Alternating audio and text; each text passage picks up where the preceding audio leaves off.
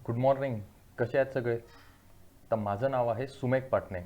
तुमच्यापैकी काही जण मला ओळखत असतील, तर जे नाही ओळखत त्यांच्यासाठी मी आपल्याच इथे चिंतामणी सायन्स अकॅडमीला 11-12ला फिजिक्स हा सब्जेक्ट शिकवतो. आणि आज आपण इथे मी तुम्हाला आलो आहे हा तुमचा ग्रॅव्हिटेशन जो चॅप्टर नंबर 1 आहे तो कंप्लीट करायला. हा फिजिक्सचा अतिशय महत्त्वाचा कन्सेप्ट आहे. ठीक आहे. तर आता आपण सगळे मिळून आता पुढचे 8-10 लेक्चर आपण ग्रॅव्हिटेशनची रिलेटेड सगळ्या गोष्टी समजून घेण्याचा प्रयत्न करू. ठीक आहे. तर सर्वात पहिली गोष्ट, सर्वात महत्त्वाची गोष्ट ही आहे की ग्रॅव्हिटेशन हा शब्द जेव्हा तुमच्या डोळ्यासमोर येतो, जेव्हा तुम्ही म्हणता की ग्रॅव्हिटेशन, तेव्हा सर्वात पहिले तुमच्या डोळ्यासमोर काय इमॅजिनेशन होते? काय इमॅजिन काय करता तुम्ही? कारण की प्रत्येक एखाद्या वर्डसाठी एक काहीतरी चित्र तुमच्या डोळ्यात आहे. मी जर म्हटलं ॲपल, तर तुमच्या डोळ्यासमोर लगेच ते लाल लाल काहीतरी सफरचंदसारखं आलं आहे, बरोबर आहे? मी म्हटलं पेन, पेन्सिल, तर जसे जसे माझे शब्द चेंज होत आहे तसे तसे तुमच्या डोळ्यासमोरचे इमेजेस पण चेंज होत आहे, बरोबर आहे? तर तसंच फिजिक्समध्ये सर्वात इम्पॉर्टंट हे आहे की सर्वात पहिल्यांदा तुम्हाला प्रत्येक फिजिक्सच्या टर्मसाठी स्वतःजवळ स्वतःची एक काहीतरी इमेज असली पाहिजे, की जी इमेज तो वर्ड घेतल्यानंतर लगेच आपल्या डोळ्यासमोर क्रिएट होईल आणि आपल्याला तो कन्सेप्ट समजेल. तर आता आपण पुढचे हे 8-10 दिवस हेच करणार आहे की जे जे बेसिक बेसिक कन्सेप्ट होते आणि या चॅप्टरमध्ये येणारे जेवढे काही कन्सेप्ट आहेत ते सगळे आपण या इमेज फॉर्मॅटमध्ये आणि कन्सेप्च्युअली समजून घेण्याचा प्रयत्न करू. अत्यंत इझी टॉपिक आहे, पूर्ण फिजिक्समधला अत्यंत इझी, आणि हा खूप प्रॅक्टिकली रिलेट करू शकणारा तुम्ही टॉपिक आहे हा. याला अतिशय मस्त पद्धतीने आपल्याला शिकता येईल. तुम्ही रोजच्या याच्यात प्रत्येक छोट्या छोट्या गोष्टीमध्ये याच्यातले जे कन्सेप्ट आहे ते लावू शकता, त्याला फील करू शकता. त्याच्यामुळे तुम्हाला हा जास्त लक्षात पण येईल. ठीक आहे. तर आपला आहे चॅप्टर नंबर 1 ग्रॅव्हिटेशन. तर सर्वात पहिल्यांदा ग्रॅव्हिटेशन हा शब्द तुमच्यासाठी काही नवीन नाही आहे, बरोबर आहे? ग्रॅव्हिटेशन शब्द म्हटला की तुमच्या डोळ्यासमोर एक गोष्ट तरी येत असेल, ते म्हणजे ही स्टोरी तुम्ही ऐकलेली आहे, बरोबर आहे ना? ऐकली आहे ना? की Newton sir sir Isaac Newton कुठेतरी एखाद्या ट्रीच्या खाली बसलेले होते, त्यावेळी त्यांच्या डोक्यावर सफरचंद पडलं आणि काय झालं? त्यांनी विचार केला त्याच्यावर की हे का बरं झालं आहे, ते सफरचंद खालीच का बरं पडलं? तर या सगळ्या गोष्टींमुळे वा ग्रॅव्हिटेशन या या थेरीचा त्यांना विचार आला आणि त्यांनी ती प्रपोज केली. हे सर्वांनी आपण ऐकलेलं आहे, बरोबर आहे? आणि हे सर्वांना आपल्याला माहिती आहे. तर थोड्या बहुत प्रमाणात हे एकदम बरोबर पण आहे की एकदा सर आयझॅक न्यूटन एका झाडाखाली बसले होते, ते सफरचंदाचं झाड होतं, त्याच्यामधून ॲपल खाली पडला, तो त्यांच्या डोक्यावर पडला. त्यावेळी त्यांनी हा विचार केला की हा सफरचंद किंवा ॲपल सरळ व्हर्टिकली डाऊनवर्डच का बरं पडला, हा हॉरिझॉन्टली का नाही गेला? बरोबर आहे ना? का बरं प्रत्येक गोष्ट खालीच पडते आहे? ग्रॅव्हिटेशन हा म्हटल्यानंतर आपल्याला ही स्टोरी आठवायची जी तुम्हाला इथे तुमच्या स्क्रीनवर दिसत आहे. तर सर्वात पहिला प्रश्न तर हाच येतो की तो ॲपल खालीच का बरं पडला? तो ॲपल तुटून वरतीपर्यंत जाऊ शकला असता, बरोबर आहे? ॲपल तुटला आणि वरती गेला, असं झालं आहे का? नाही झालं. प्रत्येक वेळी ॲपल खालीच पडला. पण असंही असू शकलं असतं की तो ॲपल तुटला आणि हॉरिझॉन्टली गेला. तसं पण नाही झालं आहे. तो व्हर्टिकली डाऊनवर्डच येत होता प्रत्येक वेळी. बरं, असंही नाही झालं. इथे तुम्हाला स्क्रीनवर जर तुम्ही बघितलं तर तुमच्या लक्षात येईल. काय दिसत आहे तुम्हाला स्क्रीनवर? हे बघा, हा एक ॲपल इथे आहे, हा एक ॲपल इथे आहे, हा एक ॲपल जो पडला आत्ता, त्यानंतर हा एक ॲपल इथे आहे, हा एक ॲपल इथे आहे. वेगवेगळ्या हाईटवर वेगवेगळे ॲपल आहे. मग सेकंड थॉट आला न्यूटन सरांच्या डोक्यात की हा जो म्हणतोय ना मी, हा इथे बघा स्क्रीनवर, हा खालच्या लेवलच्या ॲपल सुद्धा जो कमी हाईटवर आहे तो सुद्धा खालीच पडतो आहे, आणि हा वरच्या लेवलचा जो ॲपल आहे तो सुद्धा खालीच पडतो आहे. म्हणजे काहीतरी तो फोर्स आहे जो या सगळ्या ॲपलवर लागतोय आणि ते ॲपल व्हर्टिकली डाऊनवर्ड डायरेक्शनला खाली येतात आहे. बरं, हा एखाद्या फिक्स डिस्टन्सपर्यंतही नाही आहे, कारण की एक ॲपल खाली आहे, एक ॲपल वरती आहे. असं जरी असलं तरी हा खाली कमी हाईटवर असणारा ॲपलसुद्धा खालीच पडतो आहे आणि याच्यापेक्षा थोडा वरती हाईटवर असणारा ॲपलसुद्धा खाली पडतो आहे. म्हणजे होत काय आहे की डिस्टन्स म्हणजे कमी असो हाईट अथवा जास्त असो, काही असलं तरी ॲपल मात्र खालीच पडतो आहे. म्हणजे हा काहीतरी असा एक फोर्स आहे, ग्रॅव्हिटेशनल फोर्स असा काहीतरी प्रकार आहे जो कुठून तरी त्याला अट्रॅक्ट करतो आहे. बरं, तो हाईटच्या रिस्पेक्टिव्हली पण सध्या काही फरक नाही पडत आहे, कारण की कमी लेवल असो की जास्त लेवल असो, दोन्ही लेवलला तो डाऊनवर्ड डायरेक्शनलाच येतो आहे, बरोबर आहे? तर ह्या वेगवेगळ्या गोष्टी त्यांच्या डोक्यात आल्या आणि ह्याच सगळ्या प्रश्नाचे उत्तरं की हा मग आता त्याच्यानंतरचा प्रश्न काय येतो आपल्याही डोक्यात येतो की चला ठीक आहे की इथे खालच्या लेवलचा ॲपल सुद्धा खाली पडतो आहे, त्याच्यापेक्षा थोडा वरच्या लेवलला झाडाला असलेला ॲपल सुद्धा खाली पडतो आहे, मग हा किती हाईटपर्यंत लागू पडतो, किती हाईटपर्यंत हा लागू पडतो. त्याच्यानंतर बाकीच्या ज्या गोष्टी की हा हॉरिझॉन्टलच का नाही गेला, व्हर्टिकली डाऊनवर्डच का गेला. त्याच्यानंतर याची स्पीड तुम्ही विचार करा की तुमच्या कमी हाईटवरचा म्हणजे हा जो ॲपल आहे बेसिकली हा कमी हाईटवरचा ॲपल जेव्हा डोक्यावर पडेल तेव्हा कमी लागेल, आणि तेच जर हा ॲपलचं झाड खूप उंच असतं आणि इथून हा ॲपल जर खाली पडला असता तर जास्त लागलं असतं. म्हणजे कमी हाईटवरून ॲपल जेव्हा पडतोय तेव्हा डोक्याला थोडं कमी लागतं आहे, जेव्हा जास्त उंचावरून एखादा ॲपल डोक्यावर पडतोय तेव्हा तो जास्त लागतो आहे. याचा अर्थ काहीतरी हाईटची रिलेटेड गोष्ट आहे. तर हे सगळे प्रश्नाची उत्तरं त्यांनी शोधून काढले, त्याच्यावर वेगवेगळे रिसर्च केले, वेगवेगळे एक्सपेरिमेंट केले. आधीचे जे सायंटिस्ट होते त्यांच्या जे काही रिसर्च होते ते स्टडी करून त्याच्यावरून काही स्वतःचे ऑब्झर्वेशन घेऊन नवीन थेरीज प्रपोज केल्या, आणि हा सगळा प्रकार आपल्याला या ग्रॅव्हिटेशन नावाच्या चॅप्टरमध्ये शिकायचा. क्लिअर आहे. तर आता बघू यानंतर सर्वात पहिली तुमच्या टेक्स्टबुकमधली फिगर, ही तुमच्याच टेक्स्टबुकमधून घेतलेली आहे. फिगर नंबर 1.1 कशाची फिगर आहे बघा, खाली बघा काय लिहिलेलं आहे की कन्सेप्ट ऑफ ग्रॅव्हिटेशनल फोर्स, म्हणजे ग्रॅव्हिटेशनल फोर्सचा कन्सेप्ट, बरोबर. आणि कशाचा कन्सेप्ट आहे हा, gravitational force and the gravitational force between the earth and the moon. या फिगरमध्ये बेसिकली दोन गोष्टीबद्दल दिलेलं आहे.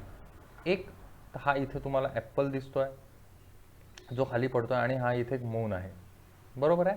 म्हणजे काय म्हणणं पडलं होतं असं आयझॅक न्यूटनचं की चला ठीक आहे तो ॲपल वेगवेगळ्या हाईटवर आहे पण त्याच्यातला हाईट डिफरन्स कमी आहे ना, एक ॲपल इथे एक ॲपल इथे आहे, मग हा हाईट डिफरन्स कमी आहे, मग हा किती वरपर्यंत लागू पडतो. तर हा जो काही आपला एक नॅचरल सॅटेलाईट आहे मून, त्याच्यावर पण लागू पडतो का हा फोर्स, की हा त्याच्याही पेक्षा जास्त दूर लागू पडतो. म्हणजे वेगवेगळे प्लॅनेट्स जे आहे, मार्स आहे, ज्युपिटर आहे, तिथपर्यंत हा फोर्स अट्रॅक्टिव्ह आहे, की त्याच्याही पुढे हा फोर्स बेसिकली सनपर्यंत, एखाद्या स्टारपर्यंत पण अट्रॅक्टिव्ह फोर्स आहे. तो अट्रॅक्टिव्हच म्हणू ना, कारण की तो अट्रॅक्ट होत आहे, एकमेकांपासून रिपेल थोडी होत आहे, जवळ येत आहे. ॲपल तर खाली पडत आहे, एका बॉडी अर्थ ही जर एक बॉडी म्हटली तर त्या बॉडी जवळ तो ॲपल ही एक दुसरी बॉडी जवळ येत आहे. मग हे बाकीच्या सगळ्या कितीही जास्त डिस्टन्सपर्यंत पण लागू पडतो आहे का. मग हे वेगवेगळे कन्सेप्ट त्यांच्या डोक्यात आले की काय होऊ शकतो, किती हाईटपर्यंत आहे. तर त्यांचं म्हणणं होतं की हा जर ॲपल आहे बेसिकली तो सुद्धा खाली पडतो आहे आणि हा मून आहे त्याच्यावर सुद्धा याचा काही इफेक्ट पडतो आहे का. तर या सगळ्या गोष्टी आपण आता या चॅप्टरमध्ये पुढच्या 5-6 लेक्चरमध्ये बघणार आहे. हे सगळे कन्सेप्ट तुमचे या 5-6 लेक्चरनंतर एकदम क्लिअर होऊन जाईल. याचे न्यूमरिकल पण एकदम इझी आहे आणि एक्झाममध्ये विचारतात. ठीक आहे. तर इम्पॉर्टंट क्वेश्चन याच्यातले कुठले कुठले आहेत ते आपण बघणार आहे. तुमचे कन्सेप्ट एकदम चांगले क्लिअर होईल याची गॅरंटी, आणि याचे न्यूमरिकल पण इझिली तुम्ही करू शकाल. ठीक आहे. तर आता सुरू करू. हा कन्सेप्ट ग्रॅव्हिटेशन शिकण्याच्या आधी इथे बघा काय लिहिलेलं आहे, फोर्स, ग्रॅव्हिटेशनल फोर्स शब्द वापरलेला आहे. न्यूटनचे 3 लॉज आठवतात ना, त्याच्यामध्ये इक्वेशन ऑफ फोर्सेस किंवा Newton's first law, second law, third law होता. म्हणजे ग्रॅव्हिटेशन हा शब्द शिकून घेण्याच्या आधी, ग्रॅव्हिटेशनचे रिलेटेड सगळे कन्सेप्ट शिकून घेण्याच्या आधी आपल्याला ग्रॅव्हिटेशनल फोर्स हा इथे एक जो वर्ड आला आहे त्याच्यामधलाही फोर्स हा शब्द माहीत असला पाहिजे. म्हणजे सर्वात पहिल्यांदा आपल्याला काय करायचं आहे की फोर्स आणि मोशन हे 2 कन्सेप्ट समजून घ्यायचे आहे. ठीक आहे. हे दोनही कन्सेप्ट क्लास 9मध्ये तुमचे झाले. तुम्ही बघितलेलं आहे की फोर्स म्हणजे काय होते आणि मोशन म्हणजे काय होते. मोशन म्हणजे काय तर तुम्हाला माहिती आहे की change of object with respect to surrounding, म्हणजे सराउंडिंगच्या रिस्पेक्टिव्हली एखादा ऑब्जेक्ट, एखादी बॉडी जर त्याची पोझिशन चेंज करत असेल तर त्याला एखादी गोष्ट मोशनमध्ये आहे म्हणतो. म्हणजे समजा हा एक मुलगा फुटबॉल खेळतो आहे, याचा अर्थ काय, आजूबाजूला एखाद्या ग्राउंडमध्ये तो खेळतो आहे, तर ग्राउंडच्या सराउंडिंगच्या रिस्पेक्टिव्हली तो मुलगा त्या फुटबॉलला घेऊन त्याची पोझिशन चेंज करतो आहे ना, याचा अर्थ काय आहे, तो मोशनमध्ये. मोशनमध्ये एखादी गोष्ट आहे म्हणजे काय हे क्लिअर झालेलं आहे. आता सेकंड गोष्ट आहे तुमची की फोर्स. फोर्स म्हणजे काय, फोर्स म्हणजे सगळ्यांना माहिती आहे. सर्वात महत्त्वाची गोष्ट इथे समजून घेण्याची ही आहे की फोर्स काय काय करू शकते. फोर्समध्ये काय काय कॅपॅसिटीज आहे, कुठल्या कुठल्या कॅपॅसिटीज आहे फोर्समध्ये, की फोर्स एखादी रेस्टमधली बॉडी असेल त्याला जर फोर्स लावला तर काय होईल, ती मोशनमध्ये येईल. एखादी मोशनमधली बॉडी आहे त्याला जर आपण फोर्स लावला तर ती रेस्टमध्ये येईल. हे मी काय बोलतोय कळत आहे ना, काय म्हणतोय मी पुन्हा एकदा. तुम्ही एखाद्या गाडीवर बसलेले आहे आणि एखाद्याने मागून येऊन त्या गाडीला धक्का दिला तर तुम्ही मोशनमध्ये व्हाल, बरोबर आहे. आणि जर तुम्ही सायकल चालवत आहे आणि एखाद्याने समोर येऊन त्या सायकलला असा धक्का दिला, थांबवला, म्हणजे फोर्स लावला, तर तुमची जी मोशनमध्ये होते त्याला तुम्ही स्टेशनरीमध्ये कन्वर्ट करू शकले. क्लिअर आहे ना. हाच बघा फुटबॉलचा एक्झाम्पल. रेस्ट जो पोझिशनला फुटबॉल होता त्या फुटबॉलरनी किक मारल्याबरोबर तो मोशनमध्ये आला आणि तोच दुसऱ्या प्लेयरनी जर त्याच्याकडे फुटबॉल पास केला तर तो फोर्स लावून त्या फुटबॉलला पुन्हा थांबवून घेऊ शकतो. म्हणजे मोशनमधला ऑब्जेक्ट स्टेशनरी करू शकतो, स्टेशनरी ऑब्जेक्टला मोशनमध्ये आणू शकतो. क्लिअर आहे. काय काय करू शकतो. आणखीन दुसरी गोष्ट, जर एखादा ऑब्जेक्ट एखाद्या डायरेक्शनला, तुम्ही स्वतः समजा चालले आहे रोडने आणि एखादा मित्र आला आणि मागून तुम्हाला असा धक्का देत धावत आहे तुमच्या मागे, तर तुम्ही ज्या डायरेक्शनला जात आहे त्याच डायरेक्शनला तो फोर्स लावत आहे, त्याच्यामुळे तुमची स्पीड वाढत आहे. तेच तुम्ही जर एका डायरेक्शनला पुढे पुढे जात आहे आणि तुमचा मित्र अपोजिट डायरेक्शनला मागून तुम्हाला ओढून ठेवत आहे, म्हणजे अपोजिट डायरेक्शनला फोर्स लावत आहे, तर काय होतं, तुमची जी स्पीड आहे ती कमी पण करू शकतो तो. कळत आहे. म्हणजे स्टेशनरी ऑब्जेक्टला मोशनमध्ये आणू शकतो, मोशनमधल्या ऑब्जेक्टला स्टेशनरी आणू शकतो. अप्लाइड फोर्सची डायरेक्शन आणि तुमची डायरेक्शन जर सेम असेल तर ती स्पीड वाढू शकते आणि ती जर अपोजिट असेल तर स्पीड रिड्यूस पण होऊ शकते. या सिंपल गोष्टी आहे ज्या आपल्याला पुढे माहीत असायला पाहिजे. जेव्हा डिस्कशनमध्ये येतील तर त्यावेळी कन्फ्युजन नको म्हणून आपण इथे फक्त आता डिस्कस करून घेऊ. क्लिअर आहे. या मी जे काही गोष्टी बोललो त्या कळलेल्या आहे तुम्हाला, त्याच्यामध्ये काही प्रॉब्लेम आहे नाही. तर आता बघू पुढचा, सर्वात नंतरचा एक कन्सेप्ट आहे तो म्हणजे circular type of motion. Circular motion म्हणजे काय होतंय, मोशनचे वेगवेगळे टाईप आहे, बरोबर आहे. तुम्ही याच्या आधी पण शिकले असाल मोशनचे टाईप. कुठले कुठले तुम्हाला माहिती आहे सांगा. एक म्हणजे स्ट्रेट लाईन मोशन म्हणू शकतो. स्ट्रेट लाईन मोशन यालाच एक नाव आहे, तुम्ही ते शिकलेले आहे का. रेक्टिलिनियर टाईप ऑफ मोशन याच्या आधी ऐकलं असेल ना, रेक्टिलिनियर मोशन. दुसरी कुठली होते तुमची, एक आहे सर्क्युलर मोशन, जी मी लिहिलेलीच आहे. सर्क्युलर मोशन का बरं आपण टिपिकली या सगळ्या मोशनच्या टाईपमधली घेतोय ते पण आपण डिस्कस करू. त्याच्यानंतर एक रोटेशनल मोशन आहे, ऐकलं आहे का.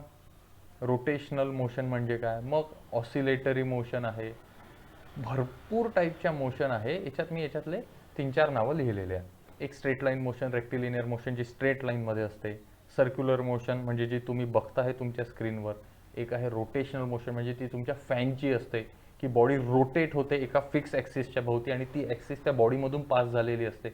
एक आहे ऑसिलेटरी मोशन म्हणजे तो पेंडुलम तुमचा घड्याळीतला, तो म्हणजे काय झाला ऑसिलेटरी मोशन. अशा प्रकारच्या भरपूर मोशनचे टाईप्स आहे. तर यापैकी आपण फक्त सर्क्युलर मोशन इथे शिकणार आहे. सर्क्युलर मोशन का बरं शिकतोय, सर्क्युलर मोशनच का बरं घेतोय, कारण की आपण जे सर्व ग्रॅव्हिटेशनल प्रकार किंवा याच्या पुढे आपल्याला एक केप्लर्स लॉ नावाचा प्रकार आहे, तो जो आपल्याला शिकायचा आहे तो आहे मोशन ऑफ स्टार्स किंवा motion of planet around star. म्हणजे हे जो आपला प्लॅनेट अर्थ आहे त्याची मोशन, स्टार कुठला आहे आपला सन, सनच्या भोवती कशी आहे. ही सगळी जी मोशन आहे ही बेसिकली सर्क्युलर टाईपमध्ये होते. म्हणून आपण सर्क्युलर मोशन हा पार्ट इथे, ग्रॅव्हिटेशन अजून सुरूच नाही केलेला आहे आपण. ग्रॅव्हिटेशन आपला हळूहळू सुरू होईल, पण त्याच्या पहिले ज्या ज्या गोष्टी लागतात त्या आपण एकदा फक्त डिस्कस करून घेत आहे. म्हणजे जेव्हा आपण आपल्या मेन पार्टवर येऊ तेव्हा तुम्हाला काहीच कन्फ्युजन नाही राहणार. क्लिअर आहे इथपर्यंत. तर सर्क्युलर मोशन म्हणजे काय, a motion along circumference of circle. इथे दिसतंय तुम्हाला ही कशा टाईपची मोशन आहे. ही जी गाडी आहे ही कशा टाईपची मोशन करत आहे, along the circumference of circle. एका सर्कम्फरन्स ऑफ सर्कलच्या अलॉंग त्या पाथवर जर एखादी बॉडी, इथे ती बॉडी म्हणजे कार आहे, जर मोशन परफॉर्म करत असेल तर त्याला काय म्हणतात, सर्क्युलर मोशन. याचा आणखीन एक एक्झाम्पल कुठला आहे, की तुम्ही एखादा दोरा घेतला, त्याला दगड बांधला आणि तो फिरवला गोल गोल, बरोबर. तर ती टाईप कुठली झाली, त्या दगडाची ती कुठली मोशन झाली, सर्क्युलर मोशन झाली, बरोबर आहे. तर अशा प्रकारचे हे सर्व कन्सेप्ट आहे सर्क्युलर मोशनचे. मग या सर्क्युलर मोशनमध्ये कुठल्या टाईपचे कन्सेप्ट इन्व्हॉल्ड असतात, कुठल्या टाईपचा फोर्स इन्व्हॉल्ड असतात, त्याच्याबद्दल एक थोडंसं डिस्कस करून घेऊ.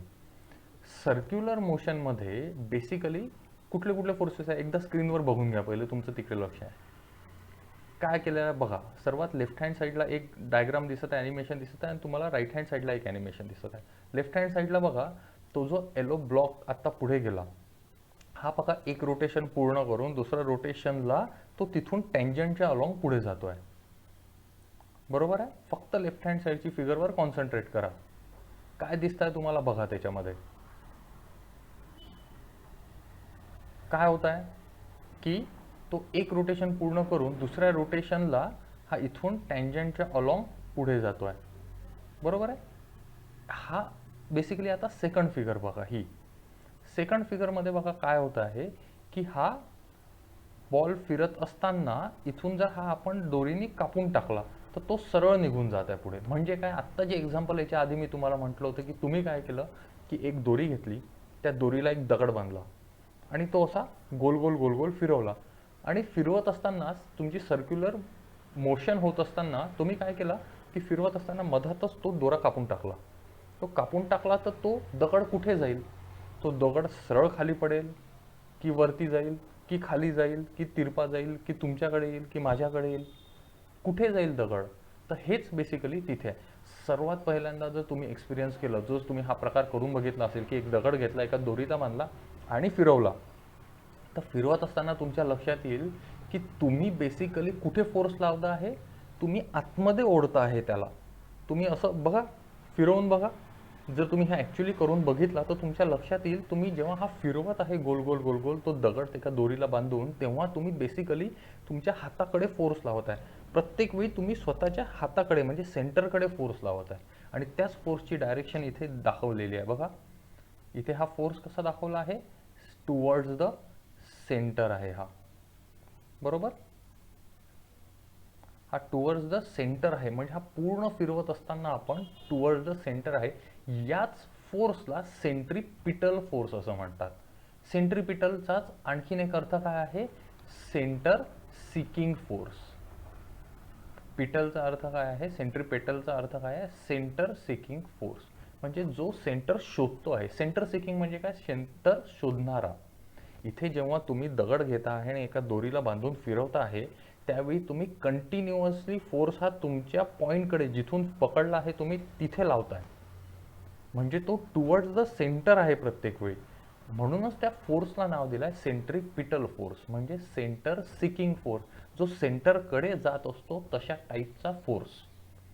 हे क्लिअर आहे इथपर्यंत की सेंट्रीपिटल म्हटल्याबरोबर तुमच्या डोळ्यासमोर काय आलं पाहिजे, तर ही डायग्राम, ही फिगर, किंवा हातात तुम्ही दगड घेतला आणि फिरवत आहे.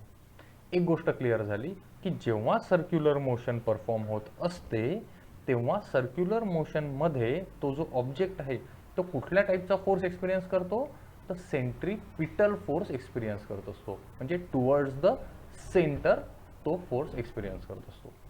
इथपर्यंत क्लिअर आहे, हे समजलं आहे सगळ्यांना. दुसरी गोष्ट, सर्क्युलर मोशन म्हणजे along the circumference of circle. तिसरी गोष्ट, जेव्हा तो तुमच्या सर्क्युलर मोशन परफॉर्म करतो आहे त्यावेळी जर मधातच तुम्ही तो कापून टाकला दोरा, तर तो कुठे जाणार, हॉरिझॉन्टल जाणार, व्हर्टिकल जाणार, डाऊनवर्ड जाणार, अपवर्ड जाणार, तुमच्याकडे येणार की माझ्याकडे येणार, तो कुठे जाईल, तर जिथून कुठून तुम्ही तो कापणार तिथून तो टँजन्शियली, त्या पॉईंटपासून टँजन्शियली तो पुढे जाईल. आता दोन्ही फिगर बघा. तर याच्या आधीला तुम्ही, याच्या आधी जेव्हा जेव्हा आपलं हे सुरू झाली होतं डिस्कशन सेंट्रीपिटल फोर्सचं, तेव्हा जेव्हा फिगर तुम्ही बघत होता तेव्हा नसेल कळल्या, तेवढ्या आता तुम्हाला या फिगर फील होतील. बघा, पहिली फिगर लेफ्ट हँड साईडची बघा की जिथून तो कापला जातो आहे तिथून टँजंटच्या अलॉंग तो पुढे जातो. हा इथे पुढे गेला. बरोबर आहे. आणि इथे सेकंड फिगरमध्ये बघा, तिथे कैची पण दाखवलेली आहे की तो फिरत असताना जर तिथून मी कापून टाकला तर तो तिथून सरळ जातो. तुम्हाला जर आठवत असेल तर अशाच प्रकारचा एक एक्सपेरिमेंट आपण मागच्या क्लासमध्ये, क्लास 8मध्ये पण केला होता. एक कॉईन घेतला होता, तो एका रोटेटिंग डिस्कवर ठेवला होता आणि ती फिरवल्यानंतर तो असा टँजन्शियली निघून जात होता. बरोबर आहे. तर हे सगळे प्रकार कशाचे होते, तो कॉईन पण सर्क्युलर मोशनमध्ये होता, तो towards the centre force experience करत होता, आणि प्लस तो टेंजन्शियली निघून गेला, तो एक टेंजन्शियल फोर्स लागला. याच्याबद्दल अनेक गोष्टी डिटेलमध्ये आपल्याला 11th क्लासमध्ये आहेत, त्या आपण शिकूच तेव्हा. पण सध्या फक्त ज्या ज्या गोष्टींची तुम्हाला माहीत असायला पाहिजे बेसिक त्या आपण इथे बघून घेतल्या. एकदा क्विकमध्ये बघू की आपण काय बघितलं आजच्या लेक्चरमध्ये. की सर्वात पहिल्यांदा आपण बघितलं की ग्रॅव्हिटेशन म्हणजे काय. म्हणजे ग्रॅव्हिटेशन म्हणजे तो न्यूटनवाली स्टोरी बघितली होती की तो ॲपल न्यूटनच्या डोक्यावर पडला, नंतर त्यांनी वेगवेगळ्या गोष्टीबद्दल डिस्कस केलं, विचार केला की काय होऊ शकते काय नाही होऊ शकत, आणि खूप सारे क्वेश्चन त्यांच्या डोक्यात आले. मग त्यांनी त्याच्यावर काम करून हा चॅप्टर प्रपोज केला, ज्या सगळ्या गोष्टी आपल्याला शिकायच्या आहेत. त्याच्यानंतर ही डायग्राम बघितली. या डायग्राममध्ये एक जी डायरेक्शन आहे तुम्हाला, ही जी डायरेक्शन आहे ही अर्थ टू ॲपल आहे, ही जी डायरेक्शन आहे ती तुमची अर्थ टू मून आहे, बरोबर. तर ही सेंटर जॉईन करणारी आहे. याच्याबद्दल आपण डिस्कस पुढे करूच डिटेलमध्ये. त्याच्यानंतर फोर्स आणि मोशन याच्याशी रिलेटेड बघितलं. मोशन म्हणजे काय बघितलं, आणि फोर्स मोशनवर कसा अफेक्ट करू शकतो, काय काय त्याच्यामध्ये रिलेशन आहे, या सर्व गोष्टी आपण बघितल्या होत्या. त्यानंतर आपण बघितलं की सर्क्युलर मोशन म्हणजे काय, the motion along the circumference of circle म्हणजे सर्क्युलर मोशन, त्याच्याबद्दल आपण बघितलं. त्याच्यानंतर त्याच्याशी रिलेटेड कुठल्या गोष्टी आहेत, तर एक सेंट्रिपिटल फोर्स आहे. सेंट्रिपिटल फोर्स म्हणजे की तुमचा सेंटर सिकिंग फोर्स, म्हणजे सेंटर तुमचा शोधणारा फोर्स, जो towards the centre of circle आहे, बरोबर. आणि त्याचं एक्झाम्पल पण म्हटलं, तुम्ही स्वतः एक्सपिरियन्स करू शकता की खरंच तो सेंटरकडे येतो का. तर एक दोरी घ्या, त्याला दगड बांधवा आणि फिरवा. फक्त दगड पक्का बांधा, नाही तर तो उडून जाईल, ठीक आहे. आणि फिरवत असताना तुमच्या लक्षात येईल की सगळा काही फोर्स तुम्ही सेंटरकडे येतोय, तुम्ही स्वतः ओढता आहे त्याला प्रत्येक वेळी, त्याच्यामुळे तो सेंटरकडे येणारा फोर्स आहे, म्हणजे तो सेंट्रिपिटल फोर्स आहे, म्हणजे सेंटर सिकिंग फोर्स आहे तो, ठीक आहे. आणि ज्यावेळी तुम्ही कापता त्याला, त्या पॉईंटपासून टेंजन्शियली तो पुढे जातो, तुम्ही जिथून पण कापाल, ठीक आहे. हे बघितलं होतं आपण. तर हे सर्व जे कन्सेप्ट आहे हे ग्रॅव्हिटेशन हा पार्ट समजून घेण्यासाठी महत्त्वाचा आहे. ओके, एक आणखीन एक पॉईंट की सेंट्रिपिटल फोर्स जो आहे तुमचा, हा सेंट्रिपिटल फोर्स हा एक्सपिरियन्स तुमचा मूनसुद्धा करतो आहे जेव्हा तो अर्थच्या भोवती फिरतो आहे. मग तुम्ही म्हणाल सर की तिथे तर दोरी बांधलेली नाही आहे, मून टू अर्थ कुठे दोरी बांधलेली आहे का, नाही. मग काय, कसा काय एक्सपिरियन्स करतो आहे तो. तर जो सेंट्रिपिटल फोर्स आहे तिथे दोन गोष्टी आहे की एक जे मूनची ती व्हेलॉसिटी आहे की ज्या व्हेलॉसिटीने तो पुढे पुढे जातो आहे. दुसरी गोष्ट की हा जो ग्रॅव्हिटेशनल फोर्स आहे तो इनडायरेक्टली तुमच्या स्ट्रिंगसारखा ॲक्ट करतो आहे. जर त्या मूनची स्पीड कमी झाली तर तो तुमच्या पृथ्वीवर पडू शकतो, करेक्ट. पण तो तसं होत नाही. तसं तुम्ही इमॅजिन करा ना, एक स्ट्रिंग घ्या, त्याला दगड बांधा आणि तो फिरवा, आणि फिरवत असताना तुम्ही जर त्याची स्पीड कमी केली तर काय होईल, तो वरती जाऊन पुढे जायच्या ऐवजी मधातच खाली पडून जाईल, बरोबर आहे. तर या सर्व गोष्टी आहे, असे अनेक कन्सेप्ट आहे, अनेक गोष्टी आहे ज्या आपण पुढच्या लेक्चरपासून शिकणार आहे. आजच्या लेक्चरमध्ये आपण एकदम थोडं घेतलं, जस्ट छोट्या गोष्टींची इंट्रोडक्शन बघितली. अजूनही ग्रॅव्हिटेशन या कन्सेप्टमध्ये आपण आलेलो नाही आहे. त्याच्यासाठी लागणारे कुठले क्वेश्चन आले, कुठल्या गोष्टींचं ॲन्सर आपल्याला शोधायचं होतं ग्रॅव्हिटेशन चॅप्टरमध्ये, त्याच्याशी कुठल्या गोष्टीची आपल्याला पहिले माहिती असायला पाहिजे होती, त्या छोट्या कन्सेप्ट आपण फक्त डिस्कस केल्या. आज मेन चॅप्टरमध्ये आपण अजून गेलेलोच नाही आहे. तर उद्याच्या लेक्चरमध्ये आपण या चॅप्टरचा सर्वात महत्त्वाचा पार्ट म्हणजे केप्लर्स लॉ शिकणार आहे. ज्या केप्लर्सनी 3 लॉ दिले होते सायंटिस्टनी, त्यांच्याबद्दलचं डिटेल्ड एक्सप्लेनेशन आणि त्यांचं काय म्हणणं होतं काय नव्हतं, या सगळ्या गोष्टी आपण बघणार आहे, ठीक आहे, एकदम डिटेलमध्ये. तर तोपर्यंत आपण आज इथेच थांबू. होपफुली आज जे डिस्कस केलं ते तुमच्या थोडंफार लक्षात आलं आहे, तुम्हाला समजलेलं आहे मी काय बोललो आहे ते. काहीही समजत नसेल, काही अडचण आली असेल तर बिनधास्त मला तुम्ही व्हॉट्सअपवर मेसेज पाठवू शकता, कॉल करू शकता, आपण गोष्टी डिस्कस करू. पण काहीच कन्फ्युजन ठेवू नका, किंवा एखादी गोष्ट समजली नाही आहे म्हणजे जाऊ द्या असं टेन्शन घ्यायचं नाही, असं करू नका. जे पण समजलं नाही आहे ते विचारा, कॉल करा, इथे ऑफिसमध्ये भेटायला या व्हॉट्सअपला मेसेज करा, आपण डिस्कस करू, ठीक आहे. हे पूर्ण चॅप्टरभरसाठी अप्लिकेबल आहे. तर होपफुली आज मजा आली असेल. छोटंसं लेक्चर होतं आपलं इंट्रोडक्शन टाईपमध्ये. बाकीचं बघू आपण आपल्या नेक्स्ट क्लासमध्ये. थँक्यू.